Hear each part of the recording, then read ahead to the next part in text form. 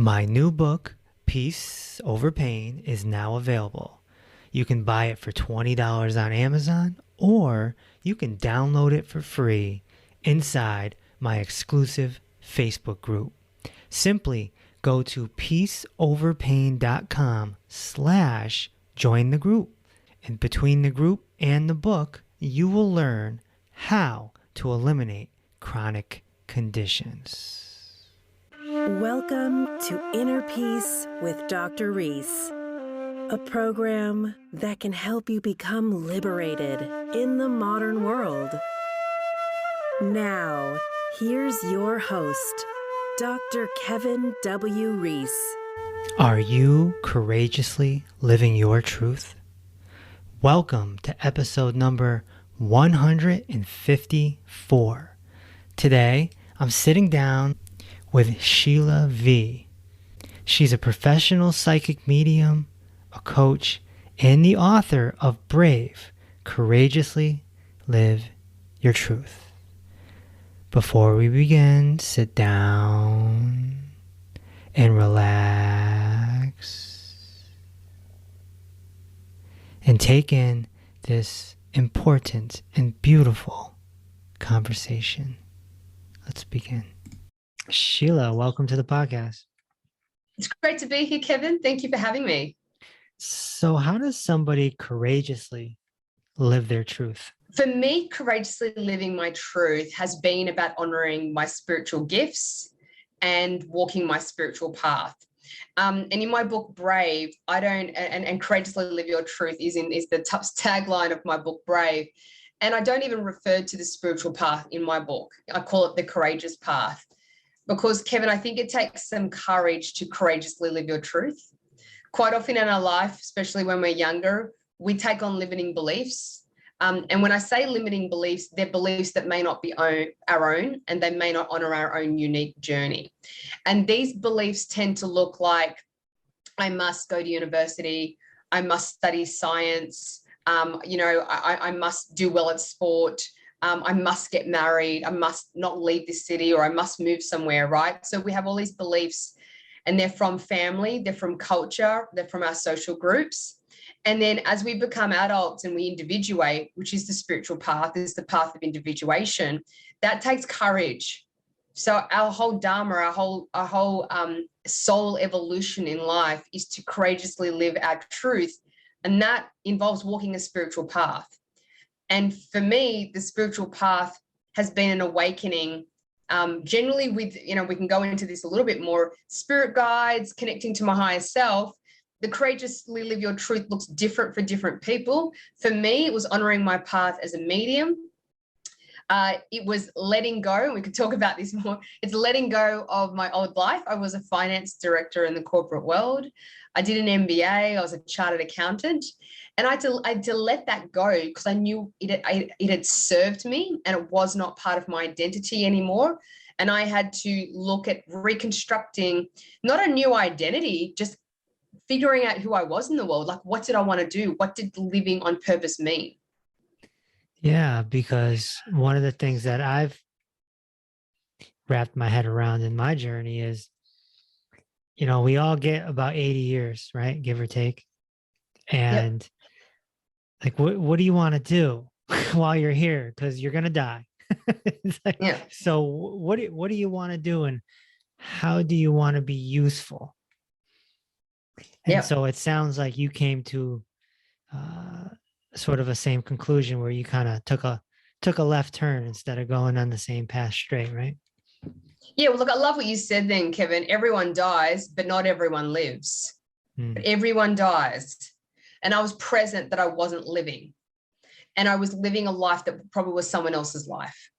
And, I write about this in my book, what purpose is. And every chapter's favorite, when you write a book, my dark night of courage is one of my favorite chapters, because I feel like not everyone has to go through this, but a lot of people do when they have their awakening. It's the dark night of courage. It's a time in our life where everything can feel like it's crumbling, dissolving, disappearing, that doesn't serve us. So the darker the night, is correlated to how much we are attached to an old identity that absolutely doesn't serve us. And for me, I had just come back from the Arthur Finlay College to study to be a medium. I'd found out I had mediumistic abilities, but when you have these awakenings, you still don't really trust your abilities. You're like, can I really do this? So I'd just come back from studying at the Arthur Finlay College. I live in Sydney and I traveled all the way to the UK to study this. And I came back after a week of channeling dead people with an absolute all body knowing I'm meant to be a medium and I'm meant to work in this field. And I didn't want to, one part of me knew that. And the other part of me was like, I don't want to know this. This was an inconvenient truth because it meant having to quit my job, give up my career that I'd worked so damn hard for. And I was like, this doesn't make sense. I don't even know how to explain this to my family and friends. And so my dark night involved being fired from my job. And then within a week, I created my website. And that was like 8 years ago that I started to work as a medium. I worked part-time for 4 years while I had my corporate job. And 3 years ago, I quit my job to write my book. And now I teach people spiritual development. I support them through the awakening process in my 10-week program. I mentor. And I never dreamt I could do that. When I got fired from my job, I was happy just to do one reading for one client. It's like you, Kevin, it's a humble game. We don't know where the path starts. I realized you just got to start walking on it, and all these beautiful, miraculous doors open. We don't know what those doors look like. Right. Uncertainty. So on this podcast, we talk about this a lot. Typically it's called Dark Night of the Soul. I like how you call it Dark Night of Courage because I've been through it myself, and it's you feel like you're dying. you think like this is it. Yeah. You're meant to feel like you're dying because you are dying. Like the old you is dying. It has to die. Yeah. Yeah. And typically it is typically it is triggered by a loss. So you're saying you were fired from your job, and so your identity was attached to that job, and then boom. Yeah. When I mentor clients, it's always divorce, death, job loss, loss of identity when children leave the home, moving to a new city, maybe for a partner's work or your work. It's a loss of something that our identity is predicated on. And the second thing is highly attached to. So identity is highly, when people would say, who are you? I would introduce myself by my job role. I'm the head of finance. I am a finance director. They weren't asking me what I did for work, but I saw that as my identity. So it was inevitable the universe was having to remove that from me. So I was asking for it. In some ways we are asking for our dark night. If you have the ability to reflect, you will see that there were many signs I received before, and I've written in my book, another favorite chapter is signs and synchronicity. Every time I do a masterclass on signs and synchronicity, everyone turns up. Everyone loves signs, everyone receives signs, and everyone wants to receive more signs. And it's it's a hallmark of the awakening process, because when the ego dissolves, our auric field suddenly becomes thinner and more receptive to psychic information and connecting to guides, and then connecting to different dimensions. And when you connect to different dimensions, you receive signs. So in this third dimension, we can be with other dimensions. So signs are seeing the markers and the guiding posts from the universe showing you the next way. It's repetitious, it's strong, it's a pattern interrupt, and it comes to you in a way where you think that's a sign. Right? So that's you will receive signs during your dark night, but you've got to pick yourself up the bathroom floor and leave your house to receive the sign, right? And that's why in this day and age, COVID was hard. A lot of people were having dark nights and they couldn't leave. It was a very difficult time. But as we open up now, you need to get out of the house. We need to ask for signs from the universe and receive them, because they're the markers into your new world, your new life. The dark night has to recreate a new life. That's the point of it. And if we don't, we will have another dark night. Well, some people go through many of them. I just had a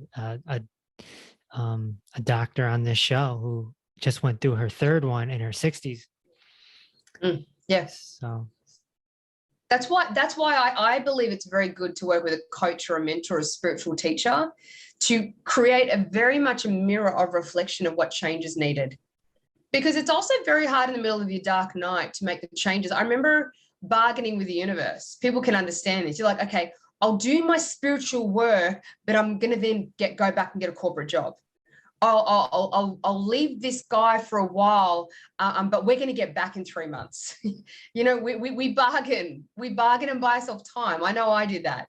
So I was like, I'll do this work. And then once I've started, I'll go back and get a new job. And I did. I went back and I ended up becoming the finance director at Simon & Schuster in Australia. It's a big global publishing house, a wonderful company to work for. So I bargained. I kind of went, okay, give me this and let me go back. But that calling got bigger and louder and stronger. Then I was called to go on a pilgrimage and experience another big ascension process. I went into Peru and did ayahuasca and had a shaman. So we're always called to the next teacher for the next initiation and growth. We can only sometimes piece this back when we look back in our life and go, oh, wow. And we find on this spiritual path, if you can really love the path, we have the most interesting, fascinating lives. Don't you think, Kevin? Don't you think we have a life that's very unorthodox? And if you're gifted enough to have a very strong spiritual path in this lifetime, filled with a lot of growth, your life will 100% not look like everyone else's. No. And if you can allow yourself to move from the traditional constructs and you go, wow, I definitely haven't had a conventional life, but I've had a very inspiring and inspired life, you'll find great gratitude. But if we're trying to hang with the sheep, well, that's, the wolf can't hang with the sheep. But why be a sheep when you can be a wolf? Right. Right. It's hard for folks that are ascending in higher consciousness to hang around people in lower consciousness for long periods of time. Yeah, and that's why it's your duty. And I write about this in another chapter of my book. It's called, I think it's called Soul Tribes, the courage to find your soul tribe. You have to get courageous to find your new soul tribe. You gotta get out the door and go to the yoga classes and the workshops and lean in at those workshops and smile to the person to the left and right of you and say, hi, my name is, why are you here? Even if you're a little introverted, you've got to lean in, because that person is also probably having a dark night because they're there at that shamanic workshop or the Reiki workshop or whatever the workshop is. And that is your new friend. They're your new people.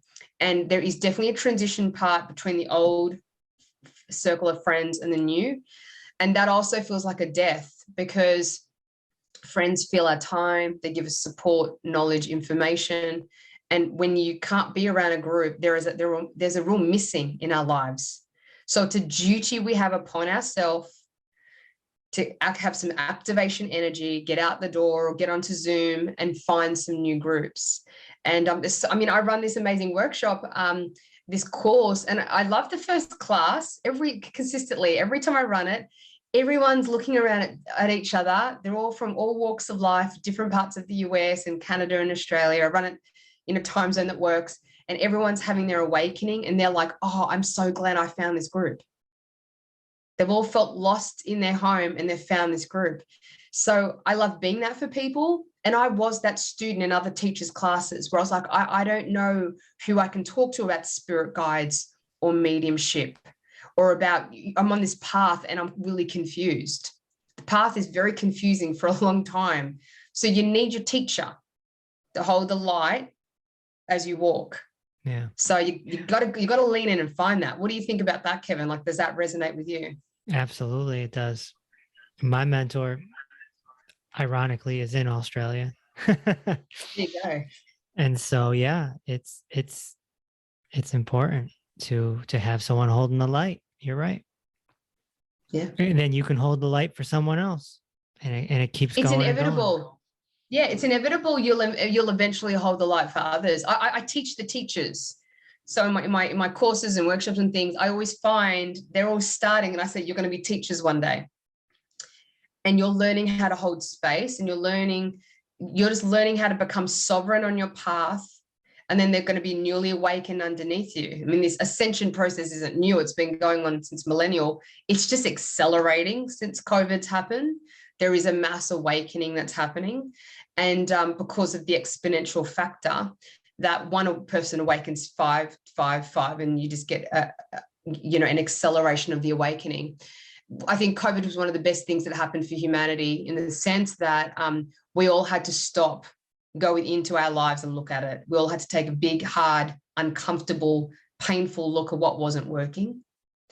And if we use COVID well, we've re-emerged with changes. Right. We all had a collective dark night. So you couldn't see yourself going back to the corporate world? You know what's really interesting, Kevin? Psychic readers many years ago, they said, you're going back. And I was like, arms crossed, like, no way, I am not going back. I'm quite stubborn until I stop being stubborn. And I'm actually going back now, speaking as a keynote, as a speaker. So I speak about awakening. I speak about being brave. So I'm not going to go back as a finance director. That old identity in life is gone. It served me in so many ways, Kevin. I now feel very comfortable in corporate world. So not many spiritual people feel comfortable in corporations. You know, I had 20 years and I sat at a board level. So I can walk into boardrooms and feel very comfortable because I was a finance director. So quite often I teach my students that the first part of your life makes sense in the second. So I find people that are chiropractors or nurses or working with the body physiologically, they start to understand there's an emotional issue here. And then they learn and study mentoring, coaching around emotions, the mind-body connection, and they become master healers because they understand physiology and they understand the emotional and trauma link. You know, some of the best medical mediums and nurses, because they can look into the body, receive guidance from spirit, but use their nursing knowledge, all that terminology that you need when you're giving someone medical advice. They have that at their hands. So sometimes we need to spend a good chunk of life on earth doing earth stuff. And then we use all that knowledge. Once we have our awakening, that's when we become alchemists, and we use it to teach, inspire. So I now go into corporate world and I teach about awakening in your corporate job. Why? Because I had that. Right. Does everyone have a spirit guide? Yes. Just one? We're all born with a master guide, and the master guide is with us from conception through to death. The master guide is here to teach us how to honor and ensure we fulfill our soul contract. The soul contract is always being executed, but your dark night is the quantum leap into the contract. It's that quit this job. You're now about to begin what you'll know as your purpose work or your calling, but all these skills you've learned along the way will make sense, right?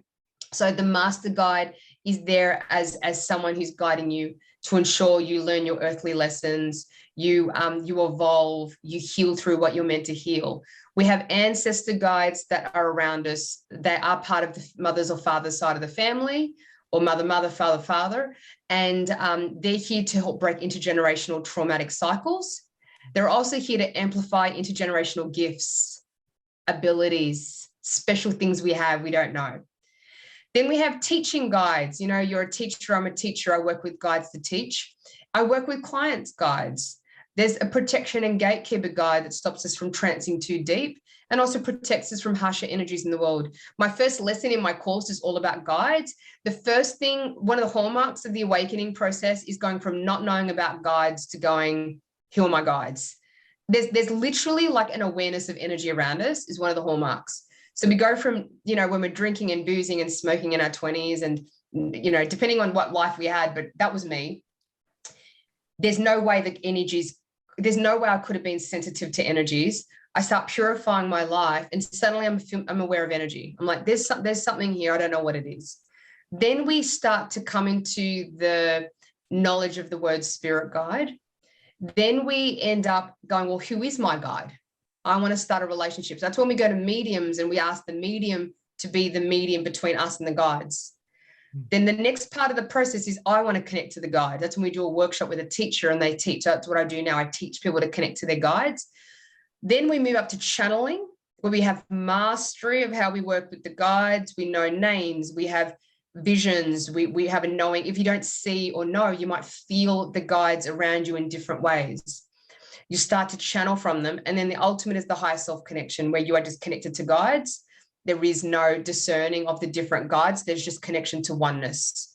Does that make sense to you, Kevin? That's my short and sweet, the fast version of what it. So to answer your question, we all have guides 100%. And the guides are always guiding us. But why not? If you've got a support team, why not know who they are and communicate with them and put questions out to them? Right. And so were you aware of this before your dark night? You know something, and this is for everyone that's listening to this podcast, before your dark night, you tend to be so attracted to spirituality, astrology, numerology, some esoteric metaphysic. So before my dark night, I don't know if I really knew about guides, but I knew about I knew about spirituality, and I was just interested in all sorts of stuff, tarot cards. I'd read about like psychic stuff. I kind of knew guides existed, but I didn't really believe it. Like, you're in and out a little bit.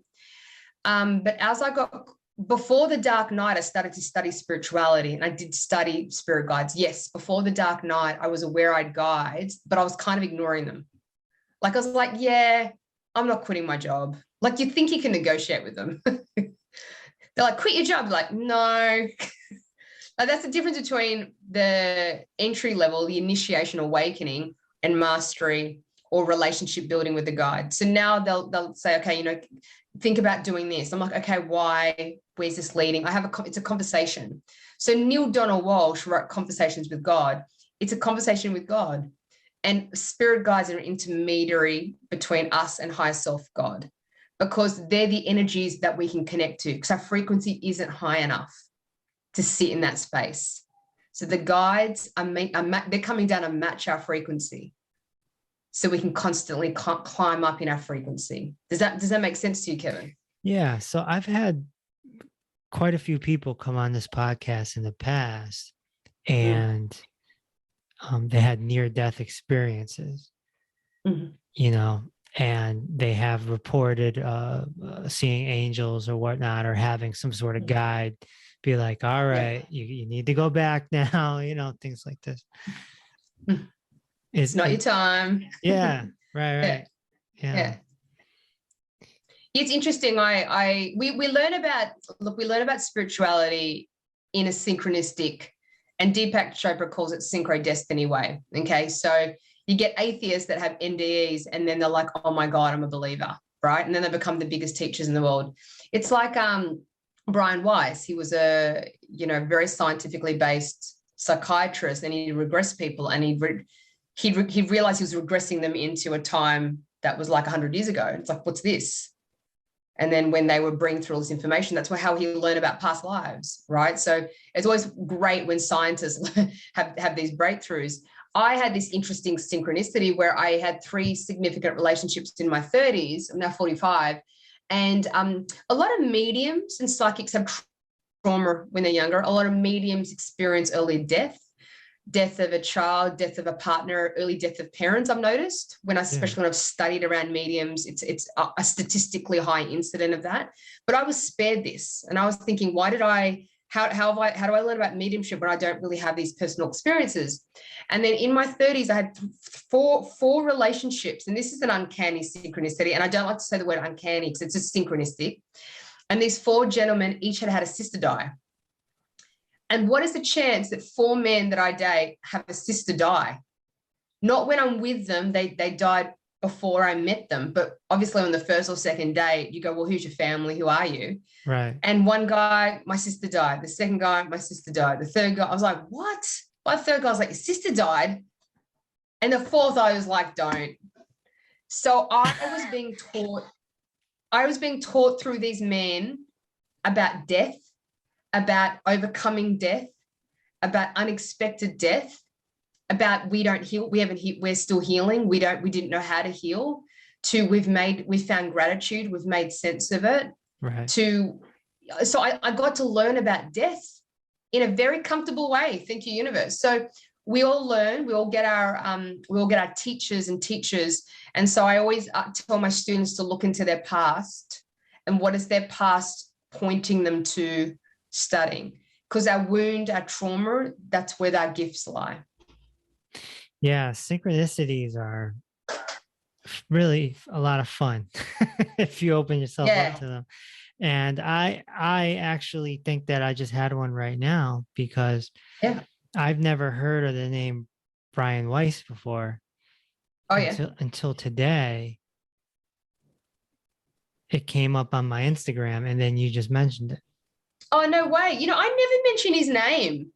It's funny you say that. I never talk about Brian Weiss. I studied with him many years ago, and I think it's him. Like, I'm literally on my Instagram looking for it to confirm. I'm in the middle of a podcast interview, and I'm like, I need to find out. Yeah, he's a past life regressionist, and he's kind of probably the father of, I mean, the most common teacher, well-known teacher to teach past life regressions. And how we came, like, when I was in my 20s, I used to love, this is a big hallmark, Kevin, I used to love hearing about how people stumbled across their spiritual career. And that's what I speak about.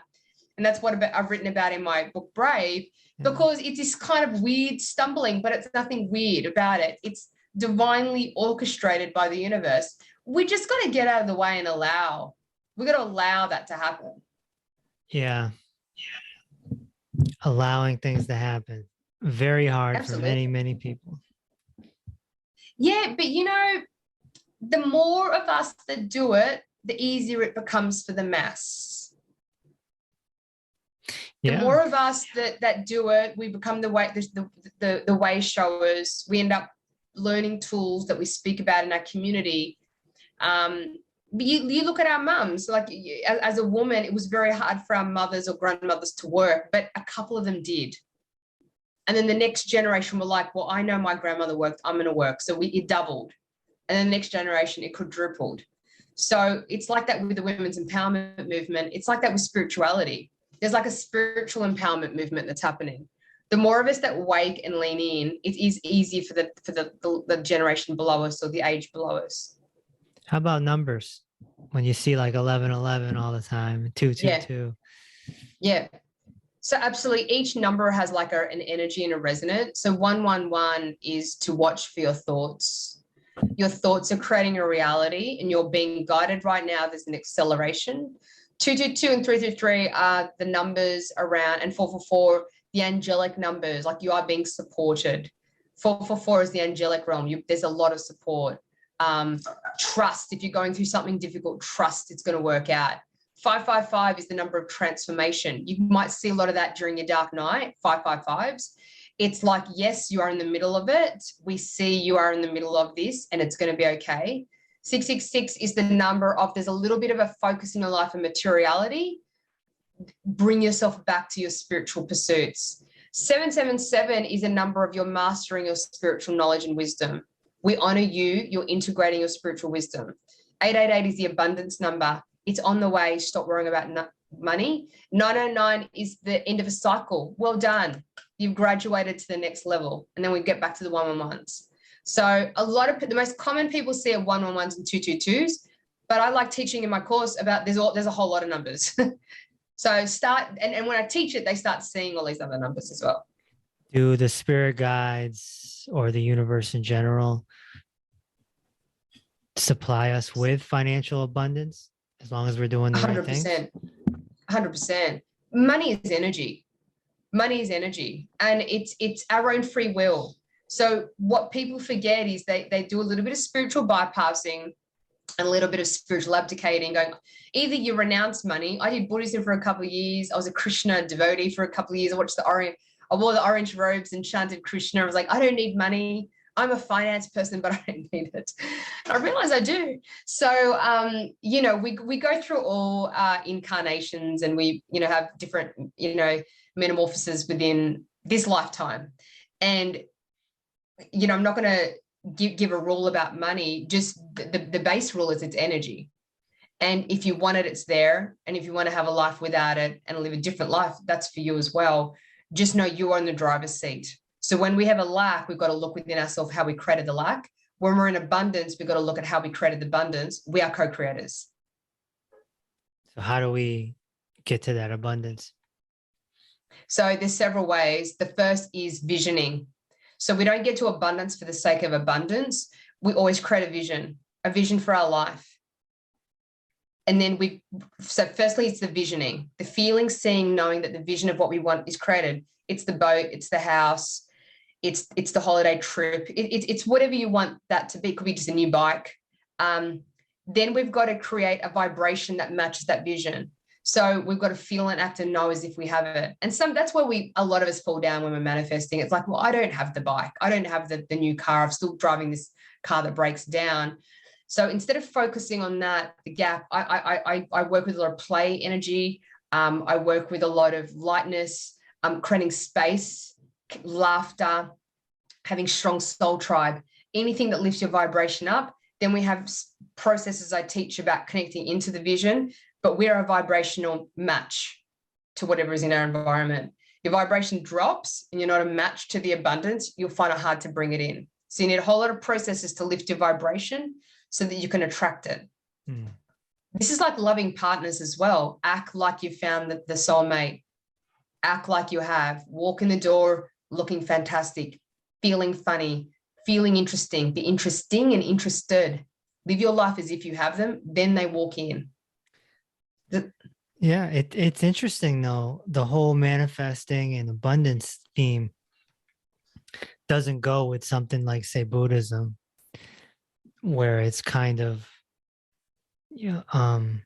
get rid of your desires. It's like, how do you manifest money and still not make it a desire? Well, I think we all have desires. It's just we can't be attached to it looking a certain way. You may not get given the boat, but someone might lend you a boat for a weekend, and you go, "Oh well, I wanted to buy a boat, but boats are expensive.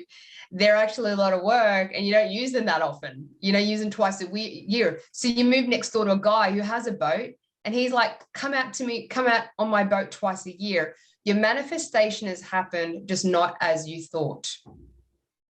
So that's the kicker. That's the rule. The desire is I want to own a boat because I make it mean about myself X, Y, and Z. Whereas if you tap into the feeling and the experience you're having, then you're more likely to manifest what you want. I don't know if Buddhism teaches us not to have desires. I think it's like Buddhism, like all the spiritual aspects of religion, teach us to have a vision of service. I've got a real vision of service. Does that involve abundance? Yeah, it does. My highest vision is service. It's to speak to groups of people, to transform their thinking, how they feel about themselves. My highest vision is to help people to know about courage and to be courageous in their life. Underneath that, there's absolutely all these things I need to make that happen. Abundance to run a business, to keep on growing, to be on podcasts like with you, Kevin. But my highest vision is of service. I've yet to see someone have an awakening into a calling that didn't involve service. It always involves serving. Wouldn't you say? Yeah. I mean, that's kind of what happened to me. Yeah. I was shying away from my health practice, went into the dark night, and now I'm back in it. And it's like, no, go back over there. Knock it off. Yeah, so you can be a change agent in your health practice. Right. And again, you've got to transform. Yeah. And like I said earlier, it's about being useful. Service is a great word too. I mean, they're kind of the same thing, but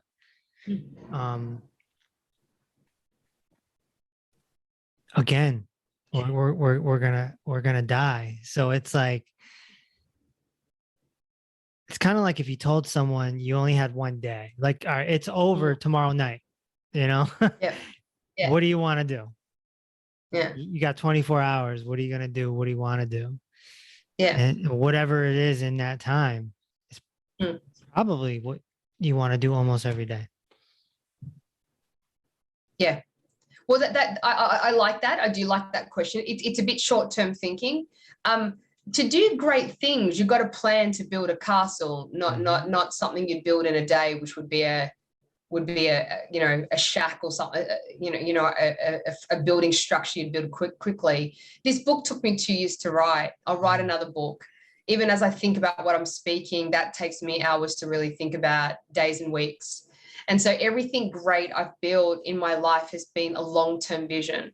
So I always get my clients, what's your long-term vision and what are your short-term visions? You've got to have both. Your short-term vision's got to build into your long vision, and your long vision's got to have a whole sequence of short-term visions. Yeah, I just opened the clinic, and it took me 9 months. Yeah. It was a lot of work. I bet it was a lot of work. It was a lot of work. And so what I did is I just made a checklist, and I just kept it on my phone. And I did my best to stay in the moment daily. And I let the checklist guide me. So, all right, that's done. You know, I got these 2 things done today, but there's still 29 more things to do. And it's going to take months and months and months. But, you know, I did my best to not attach myself to it and just take it day by day, but still got it done. Yeah. You're amazing. Not easy. Not easy. Not easy, but how rewarding is it? We've got to choose our pain in life. If we don't choose our pain, the universe will. So you chose the pain of opening a practice, a clinic. You chose your vision, you chose your pain. Every time we choose our vision, we're choosing the corresponding pain to go with our vision. So I choose to write a book. So I choose to lock myself away for 9 months, live off no money. You don't write a book with a community, you write it alone. And so the pain was isolation, a bit of financial strain, really feeling like I didn't know what I was doing. You feel like a fraud when you write a book, but I chose that pain because the vision was to have a published book. So you were like, your vision is to have a clinic. You're like, okay, I'm going to choose to work weekends. I've got to fit this out. I need to digitize all my clients. I've got to train staff. So you chose your pain. When we choose our vision, we're always choosing our pain. But what we do is we resent the pain when it comes up. We think, why am I in pain? Well, you're never going to have a vision without pain. Yeah. It's always just a little trade-off. It's always a little. It's duality. Duality. Yeah. There you go. It's just the operation of duality, which is a law always in existence. Every rose has its thorn. Absolutely. But it's the thorn is in equal proportion to the beauty of the rose. So to keep things in homeostasis and balance. Now that's an old rock song. I don't know. You said you're 35. I don't know if you remember. I'm 45. You're 45? I'm an old soul in a 45-year-old's body. Yeah. Okay. So you probably remember every rose has its thorn. I don't know if it came to Australia. Yeah. I don't know. But He sang it. It's Poison. It's an 80s band. Oh, yeah. I was a Poison fan. Oh, wow. I used to be a rocker back in the late 80s, early 90s. Yeah. You'd never think it. You were a partier. You mentioned that. My first concert I ever went to was Guns N' Roses. Okay. In the 80s. No, 90s, 92. So, well before my spiritual awakening. Oh yeah. So you we're about the same age, and so where do you see yourself at 55? Yeah, it's interesting. I see myself having evolved and learned a lot more lessons, with ease and grace. I see myself have written another book. This book is about the awakening process. My next book is going to be about how to stay awake. After you awaken, you've got to stay awake. So it's going to be about how to stay awake. I want a family. I guess my vision is family, balance, love, abundance. Teaching more students, traveling the world globally, teaching workshops around the world, running retreats around the world. That's what's on my vision board. And I know the universe is going to take me there in a very interesting, delightful way. And there's tons of people out there that are older. They're in their 50s, their 60s. Maybe they don't like their job. They don't like what's going on. They can still turn it around and change too, right? 100%. I mean, if I was 55 having my awakening now, I'd still be determined because, we said earlier today, everyone dies, not everyone lives. if you have your awakening a week before you die, you've had your awakening and you've taken back a level of power. So your soul's evolved in the way it needed to. It's never too late. It's not about quitting your job. It's never too late to discover what you love. Then find a mentor, a teacher, a group of friends, a support group to help you get there. It's the transition that we need help with. The satsang. We all know what, sorry? The sangha and the satsang. Yeah. Buddhist terms, but yes. Yeah. Yeah. And do you think the Buddha himself had spirit guides? I think Buddha absolutely had a guide for sure. 100%. I mean, I think Buddha was working as a channel. When Buddha spoke, it was channeled guidance for humanity. Buddha was, when I say guides, Buddha was connected to the higher self and source. Yeah. So that Buddha was connected already to the highest planes. I mean, Buddha is a guide now for many. Yeah, I find his sutras teachings to be very vibrational. I'm sure you do. Yeah. And so that means Jesus must have had a spirit guide too. Well, again, Jesus is connected to oneness and God consciousness. So Jesus is cross consciousness. So there's some that just connect to oneness and source energy, and they don't need to go through the ascension process of connecting with guides because their vibration is already so high. If their vibration is already so high, I'd have to assume they came in with some really good karma. Well, I don't know if karma is ever good or bad. Karma is what is. They came in with the karma dharma to serve. They've had a purification process in many lifetimes. They came back wanting to do this. Yeah. Right back to that word serve. Absolutely.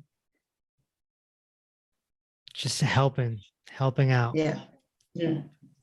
But we still got to make money. Yeah. It's a different world than it was. What a paradox. What a balance. Like well,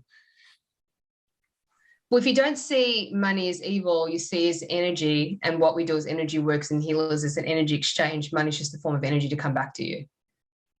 My first mentor, I met him at an ashram, and he was just surrendered. I mean, money, outside world, none of that mattered to him. He was thrilled to vacuum the rug. Yeah, that is beautiful service. Yeah. And and I'd never experienced anything like it in my life. And that's what made me, I was turning 33 years old at the time. And that's what made me like say, I want to be more like that than Oprah Winfrey, like I want to be more like that. Absolutely. Absolutely. So some people just don't care about the money. They don't care about any of that. Yeah. It's just interesting. Yeah. Very interesting. No, I like it. So where can someone get your book and come find your work? So my book's available on Amazon, on Book Depository. It's available in bookstores in the US. It's easy probably to find it online, so amazon.com. You can find me on sheilav.co. I run an awakening course. It's a 10-week program to awaken you into your spiritual gifts and just to really help you understand what is this path called the spiritual path. And I also mentor coaches, healers, light workers, spiritual workers to help you get your business up and running. I accelerate you and quantum you. If you're asking your questions, I've done all these workshops, yet I don't know how I'm meant to work. I don't know how to make money. I don't know how to move it from a little side hustle into something that's really abundant. I have a program I teach, and I've written it from my heart and from my own experience, and to show people how to get to where I've gotten to. Cool. And my last question is, besides your book, what are the top 3 books that inspired you in your life? Oh, that's really great. Open to Channel. I wish I knew the author. I'm just trying to, in my group, I taught, it's Open to Channel, Sanaya Roman. That's a Channel book. Open to Channel. Diana Cooper, A Little Light on the Spiritual Laws. Diana Cooper's A Little Light on the Spiritual Laws. Oh my God, I'm looking at my bookshelf. I've read so many books, so many books. What else has changed me? When I was dating, so many people have dating challenges, women who love too much. And I think men can read it too, because there's a real boundary issue for a lot of people in the spiritual path. So when I do relationship coaching, Women Who Love Too Much is another book that changed my life many years ago. All right. Well, we can actually date because I don't have a sister. Okay. Thank goodness. Well, I'm engaged though. Well, I had to make the sister joke work somehow. So Yeah, you did. I get it. Sheila, it's been a pleasure. Thank you for joining me today. Yeah, thank you, Kevin. It's been great being on. Thanks for listening to Inner Peace with Dr. Reese. If this episode opened your heart, feel free to share on social media and tell your loved ones. Also, be sure to subscribe so you never miss an episode. Until next time, may peace be with you.